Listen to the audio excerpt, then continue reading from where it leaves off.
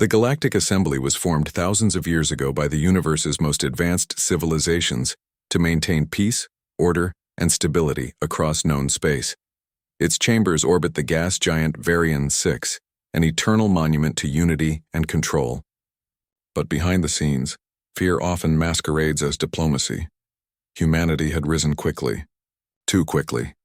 In less than 2 centuries, Earth had gone from an isolated blue planet to a spacefaring civilization that had charted hundreds of systems, established outposts on inhospitable moons, and made stunning leaps in AI, genetic modification, and tactical warfare. Humans were unpredictable, prone to both compassion and cruelty, cooperation and defiance. Their emotional volatility, rapid adaptation, and sheer tenacity made other species uncomfortable. And so, the vote was called. The motion was simple: contain Earth before it becomes a threat. The official term used was proactive integration through subjugation, a sanitized phrase that meant one thing: enslave them. Debates were brief. The dominant species, Thrixari, Ulran Syndix, and Myrtal, spoke of protecting galactic harmony and curbing aggressive development. Only a handful of species, like the contemplative Zilari and the reptilian Korn, warned of caution. They had studied humanity closely. They had read their ancient histories, dissected their wars, watched how they bounced back from extinction-level events with frightening resilience. One Zilari diplomat said it plainly: "You think Earth is still prey. You forget what happens when prey learns to bite back." His words were ignored. The final tally was 198 in favor, 7 against. The vote passed. Earth was to be invaded, pacified, and restructured into a galactic protectorate, its government replaced, its people monitored, its industries harvested. A formal envoy was sent to Earth with the Assembly's declaration. They expected panic, protests, perhaps a few blustering threats. Instead, Earth's response was chilling. Every global communication channel went dark. Satellites stopped responding. Human diplomats stationed across the galaxy resigned in silence and disappeared. The Terran fleet, which had always been modest in number, suddenly dropped off all tracking networks. No reply. No aggression. Just silence. The Assembly mistook it for surrender. A timeline was established for Operation Compliance. Dozens of armadas were dispatched to orbit Earth. Media from across the galaxy broadcast live coverage of what was expected to be a clean and efficient occupation. Commentators speculated how quickly humans would be civilized and integrated into the galactic economy. Some even joked that Earth's military might serve as effective mercenaries if taught obedience. But beneath the smirks and arrogance, a subtle unease lingered. Why hadn't Earth resisted? Why hadn't their famously chaotic governments reacted, with outrage? Why hadn't a single human leader spoken up? The world was watching, but Earth wasn't trembling. It was waiting. And for the first time in the Assembly's long, stable history, its members were about to learn that the silence of humanity wasn't submission. It was preparation. The fleet designated for Earth's occupation was one of the largest ever assembled, consisting of over 300 warships, planetary drop carriers, atmospheric dominators, and supply convoys. The Assembly called it a peacekeeping force. In reality, it was an iron fist wrapped in velvet. These ships had subjugated entire civilizations. They expected Earth to fall in days. They arrived in Earth's orbit and immediately noticed something was off. There were no satellites, no civilian signals, no radio chatter. Just a lifeless sphere of blue and green below. Major population centers were still intact, but sensor sweeps showed no activity, no vehicle movement, no power grids online. The entire planet was dark. General Calvin of the Thrixari Command issued the order to deploy occupation forces. Massive troop transports descended into Earth's atmosphere, targeting the usual control zones: New York, Beijing, Lagos, Rio, Delhi, Moscow, Sydney. Each city was eerily deserted, empty streets. Silent buildings, no people, no resistance. It wasn't victory, it was a warning. Field commanders were baffled. Where were the humans? Thermal scans showed nothing larger than rodents, no ambushes, no traps. Yet the soldiers felt watched. Equipment began to fail inexplicably. Comms would drop for seconds at a time. Diodes flickered. Environmental filters picked up strange fluctuations in oxygen density, never enough to harm, but just enough to induce nausea, dizziness, and paranoia. Then came the disappearances. Patrols of 6 would report in, but only 5 would return. Then 4. Then none. Entire squads simply vanished in the shadows of empty skyscrapers or the tree-choked silence of abandoned suburbs. Drone footage showed fleeting glimpses of figures in black darting between structures, human-shaped but moving with inhuman precision. Alien soldiers began reporting vivid hallucinations and nightmares. They saw human faces in walls, heard whispers, in static. Some began turning on each other in panic. Rumors spread quickly through the ranks. The planet was cursed, haunted, sentient. In truth, Earth was alive, but not in the way they thought. Before vanishing, humanity had seeded its world, with adaptive AI traps, cloaked sniper drones, and smart biomines that only activated when non-human DNA was detected. Cities had been turned into self-contained ambush zones, skyscrapers repurposed as vertical kill chambers, parks seeded with genetically modified flora designed to confuse alien senses. And then came the first broadcast. Every ship in orbit, every helmet, every drone, every display, flashed the same chilling message in every known galactic language. Occupation status confirmed. Welcome to Earth. May your stay be brief. That was followed by static. Then silence. Panic began to spread across the invasion fleet. Requests for evacuation were denied. Command believed this was psychological warfare and ordered all units to hold positions, but the ground forces were already crumbling. Leadership was being hunted. Alien soldiers started firing at shadows. Then, one of the fleet's orbital cruisers, Veneran's Hand, vanished. No explosion, no warning, just gone. A second message followed. We're not hiding, we're hunting. At last the assembly began to understand. They hadn't invaded a primitive world. They had stepped into a war prepared by predators. And Earth was just getting started. The illusion of dominance shattered completely within the first 72 hours of the occupation. What the Galactic Assembly believed would be a swift display of control had transformed into a silent war, and the battlefield was unlike anything their soldiers had ever faced. Earth wasn't a battlefield. It was a trap. Every inch of its surface had been redesigned not for defense, but for entrapment, confusion, and extermination. The streets of abandoned cities weren't just empty. They were lethal mazes. Once the invaders committed ground forces, those streets came alive. AI-controlled infrastructure began funneling troops into choke points. Roads shifted direction. Smart glass darkened, isolating squads inside buildings. Elevators plummeted without warning. Energy grids rerouted surges to fry alien equipment. Entire platoons would find themselves walking into ambushes orchestrated not by humans, but by buildings. Drones, invisible to most alien sensors, darted through city ruins, delivering silent kills with precision. Modified insects carrying tailored neurotoxins infiltrated alien camps at night. Soldiers would simply stop breathing in their sleep. Vehicles exploded without a trace of explosive residue. Power armor would lock up mid-movement, leaving occupants frozen and helpless as shadows crept toward them. Even the atmosphere fought them. Weather satellites, reprogrammed by Earth's last remaining AI cores, created unnatural storms, flash, freezes, and targeted EMP lightning bursts that shorted entire staging grounds. Fields of dense fog and static cloud banks appeared around key alien landing zones, breaking their lines of sight and scrambling their comms. This wasn't random chaos. It was surgical. It was human. Deep beneath Earth's surface, in fortified, subterranean command bunkers, humanity's true resistance operated. The surface had been surrendered by design. The real war was being fought from the shadows. by specialized hunter teams, AI war coordinators, and Black Ops units that had been preparing for decades under a unified doctrine. If they come for us, we won't fight them head-on. We'll bleed them, break them, then haunt their dreams.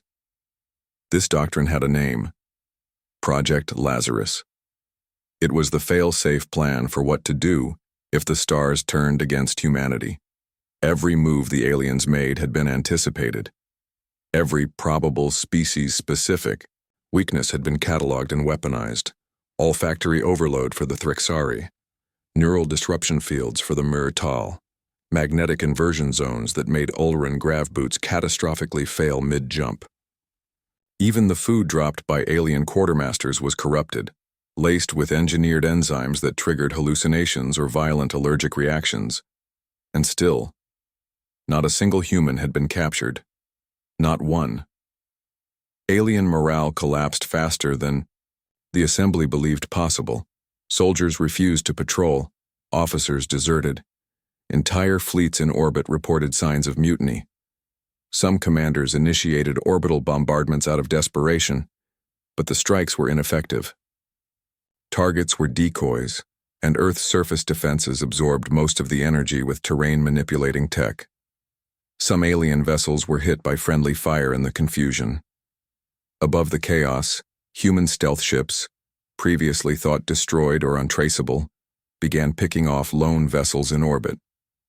Assembly communications were flooded with intercepted alien distress calls, panicked voices begging for extraction, some screaming about invisible reapers and the ghosts of Earth.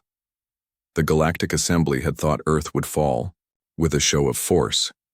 Instead, Earth had become a hunting ground, and now, the predators had taken the field. The unexpected resistance from Earth sent shockwaves through the Galactic Assembly, shattering the illusion that humans were an easy target. The occupation forces were decimated, fleets crippled, and morale broken. But humanity's campaign had not only been about defending their homeworld, it was a calculated, multi-pronged offensive designed to strike fear across the galaxy. News of Earth's brutal retaliation spread. Other star systems under the Assembly's control began to question their loyalty. Humans had been underestimated for centuries, written off as a backwater species unworthy of serious threat. Now the truth was impossible to ignore. Earth was not just surviving, it was fighting back with terrifying efficiency. On dozens of distant colonies, secret human sleeper agents activated simultaneously. These operatives had lived covertly, assimilating into alien societies, gathering intelligence and waiting for the right moment to ignite rebellion. When that moment arrived, they launched devastating cyber attacks that crippled planetary defense networks, communication grids, and logistical supply lines. Entire alien governments found themselves paralyzed, their systems infiltrated by human-made viruses designed specifically for each species' technology. But the insurgency didn't stop there. Humanity's message to the galaxy was clear and ruthless. You voted to enslave us, you thought we were prey. Now you will suffer alongside us. Subjugated alien species, long oppressed by the Assembly's hegemony, found renewed hope in Earth's defiance. Inspired by humanity's refusal to bow, several colonies and factions rose up, sparking widespread rebellions. Some sent aid to Earth, providing supplies, intel, and guerrilla fighters. Others turned their weapons inward, attacking Assembly, leaders who had supported Earth's enslavement. The Galactic Assembly was caught in a deadly vice. Not only were they losing their grip on Earth, but their empire was fracturing from within. In the midst of this chaos, Earth's leadership, hidden beneath the surface and in orbital command centers, broadcast a message to all alien worlds, a declaration that would reverberate through the ages. You wanted us broken. You voted for chains. Now you will learn what it means to be hunted by the very prey you tried to leash. The message was both a warning and a promise. Fear turned into panic. The Assembly's once unified coalition dissolved into factions vying for survival. Former allies turned on each other, blaming the vote to enslave Earth for the rapid collapse. Negotiations broke down as distrust and desperation took hold. The ruthless species that had once advocated harsh treatment of humanity now scrambled to distance themselves from the decision, begging for forgiveness and offering surrender terms. But humanity was no longer interested in mercy. The lessons of Earth's brutal history, of betrayal, war, and survival, had forged a people unwilling to grant their oppressors the same clemency they themselves had been denied. Alien leaders on the brink of defeat pleaded for mercy, but their words fell on cold ears. The humans who emerged from their hidden sanctuaries were no longer the species the Assembly had tried to enslave. They were predators in their own right. On distant worlds, stories circulated about the mercy of monsters, a phrase coined to describe humanity's complex response. To some, it meant that humans were capable of granting forgiveness, but only on their own terms, after justice was served. To others, it was a chilling reminder that humanity's patience was finite, and once crossed, they would become merciless hunters, unrelenting and unforgiving. As the galaxy teetered on the brink of collapse, the question on every tongue was the same: who truly holds the power now? The answer was clear: Earth. The once mighty Galactic Assembly, the Grand Council that had ruled with ironclad authority for millennia, was now unraveling before the eyes of every species in the galaxy. The vote to enslave Earth had triggered a catastrophic chain reaction, one that would ultimately bring the Assembly to its knees. As Earth's fierce resistance grew, the Assembly's influence weakened like a dying star. The relentless human-led insurgency spread beyond their homeworld, inspiring countless oppressed systems to rebel. The unity that once bound the diverse species together shattered under pressure as old rivalries and grievances resurfaced. Where there had been solidarity, now only distrust and fear remained. The Assembly's leadership, previously confident and unwavering, found themselves in a desperate scramble to maintain control. Emergency sessions convened in panic, but the infighting was overwhelming. Accusations flew. Blame for the failed invasion was cast on generals, diplomats, and even entire species. Some argued for renewed aggression, others pleaded for diplomacy. Few proposed a middle ground. Meanwhile, Earth's forces, both on the surface and in orbit, launched coordinated strikes against key Assembly strongholds. Precision attacks targeted command centers, communication hubs, and vital supply routes, crippling the Assembly's capacity to coordinate a defense. Human stealth ships slipped through orbital defenses, delivering surgical blows that dismantled the once impenetrable network of surveillance and enforcement.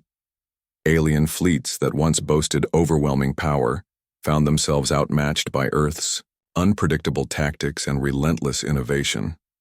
The Murtal, once proud war strategists, suffered massive losses as their advanced weapon systems were neutralized by human-deployed countermeasures. The Ulran Syndics, masters of psychological warfare, found their efforts turned against them as Earth broadcast intercepted communications exposing their own manipulations. The internal collapse accelerated when several key Assembly members openly defected to Earth's side or declared neutrality. These defections emboldened resistance movements across the galaxy, turning isolated pockets of rebellion into a widespread revolution. The once feared Galactic Assembly became a fractured shell, struggling to maintain the illusion of power while the galaxy burned. Amidst this chaos, Earth's leaders unveiled a bold plan to dismantle the Assembly's authority permanently. They called it Operation Eclipse, a coordinated campaign to sever the Assembly's control over all interstellar trade, military logistics, and political communication. Without these, the Assembly's influence would become meaningless, reduced to little more than a symbolic relic. Operation Eclipse was executed with ruthless efficiency. Human cyber warriors unleashed waves of crippling malware, cutting off trade routes and disrupting supply chains. Coordinated insurgencies on multiple planets seized communication arrays and military installations. The Assembly's fleets were forced to retreat or face annihilation. In the final decisive moments, the Galactic Assembly's headquarters on Varian 6 came under siege. Human special forces infiltrated the heavily fortified space station, engaging in brutal close-quarters combat. The symbol of galactic authority was brought low not by overwhelming force but by determination, strategy, and the unyielding will of a species fighting for its survival. When the Assembly's ruling council was captured or killed, the last vestiges of centralized galactic power crumbled. A new order began to emerge, one shaped by those who had survived the crucible of rebellion. In the aftermath, the galaxy faced an uncertain future. The era of the Galactic Assembly was over, replaced by a volatile landscape of independent systems and emergent alliances. But one truth was clear to all. Humanity had not only survived the vote to enslave them, they had rewritten the rules of power, and those who had once cast their ballots for Earth's enslavement now found themselves pleading for mercy they would no longer receive. With the Galactic Assembly shattered and its leaders toppled, the galaxy entered a precarious new era, one dominated by a single undeniable truth. Humanity was no longer the hunted. They had become the hunters. The once overconfident alien species that voted to enslave Earth now found themselves vulnerable, exposed, and utterly desperate. The reckoning was not just a campaign of revenge, it was a profound reshaping of galactic order.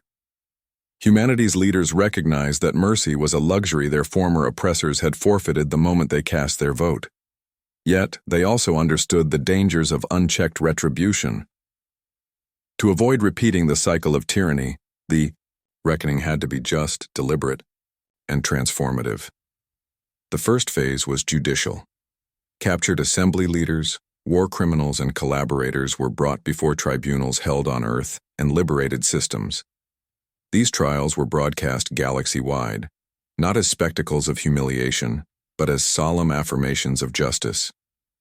The charges were clear: crimes against humanity, attempted genocide, war crimes, and crimes against countless oppressed species. Many expected swift executions, but the verdicts were measured. Leaders found guilty were sentenced to prison colonies or labor on rebuilding worlds devastated by war. The message was unambiguous. There would be consequences, but justice would not mimic the cruelty of the past. The second phase was political. Earth spearheaded the formation of a new Galactic Council. One, rooted in cooperation, mutual respect, and equality among species. The Council emphasized transparency and accountability to prevent abuses of power like those committed by the Assembly. It welcomed former colonies and fringe worlds, promoting inclusion over domination. The third phase was military. Human forces, alongside allied species, established a coalition tasked with protecting against future threats and maintaining peace. But this coalition was unlike the Assembly's armies. It was decentralized, flexible, and focused on defense rather than conquest. It was a promise that Earth would never again allow itself to be enslaved, but also that it would not seek to enslave others. However, the reckoning was not without its darker elements. Several alien factions resisted the new order, refusing to accept Earth's authority or the new galactic coalition. Rogue warlords, nationalist zealots, and those loyal to the old Assembly ideals waged guerrilla wars, sabotaged diplomatic efforts, and spread propaganda to destabilize the fragile peace.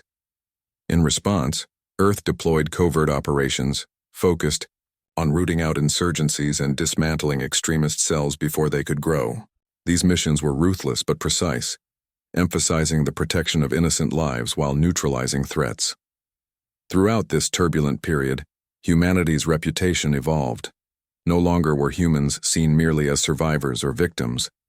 They were respected as powerful, principled leaders who had turned near destruction into a renaissance. Their resilience and wisdom inspired countless species to envision a galaxy where cooperation replaced domination. The reckoning culminated with the symbolic event known as the Day of Atonement. Representatives from every liberated system gathered on Earth to pledge allegiance to the new galactic order. The ceremony was both a celebration and a reminder, a vow never to forget the horrors of enslavement and the cost of freedom. As the stars of the galaxy shone brighter, the message was clear. Those who once voted to enslave Earth now knelt, not out of fear, but in acknowledgement of humanity's rightful place as guardians of the galaxy's future.